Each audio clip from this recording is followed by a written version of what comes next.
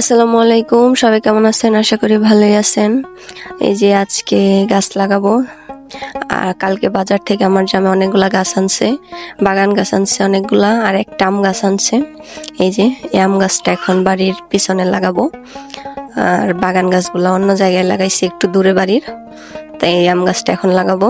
আর আমাদের বাড়িতে প্রায় সব আম গাছই আছে, 12 মাসি আম গাছ, তারপর বেনানা আম গাছ, এমনিতে বড় আম, দেশি আম সব আমই আছে, কিন্তু মনে হয় এই রূপালি আম গাছ যেটা জাতীয় আম মনে হয় সে আম গাছটাই নাই।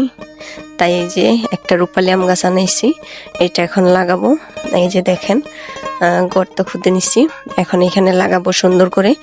আর আমাদের বাড়িতে বা গ্রামগঞ্জে মনে করলেন বাহিরে কোনো গাছ লাগাইলে ছাগলে রাখে না, কি আর করার, তবু লাগাইলাম বাহিরে একটা গাছ। আর সব আম গাছ তো উঠানে, কিন্তু এটা বাহিরে লাগাইলাম, উঠানে আর জায়গা নাই, তাই এই দেখেন গাছটা লাগাইতেছি।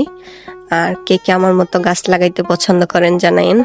আর আমার তো ফল গাছ, ফুল গাছ, সব গাছ লাগাইতে অনেক ভালো লাগে। আপনারা ওইভাবে একটা একটা গাছ লাগাবেন, আর নিজের হাতে লাগানো গাছের ফল বা সবজি খেতে অনেক ভালো লাগে, আলাদা একটা শান্তি পাওয়া যায়।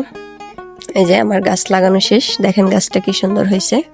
একটা খুঁটা দিয়ে দিলাম যাতে গাছটা নড়াচড়া না করে। আর এই যে আরেকটা গাছ আমার, এটা বলেন তো কি গাছ?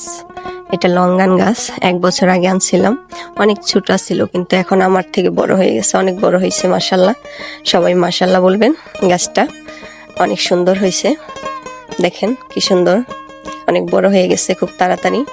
আর এই যে এখানে একটা জাম্বুরা গাছ, 12 মাসি জাম্বুরা গাছ, কিন্তু এটা ছাগলে খাইয়া শেষ করে দিছে এর জীবন, তাও হালকা বাইচা রয়েছে আর কি, তবু একটু যত্ন নেই, যদি বাঁচে।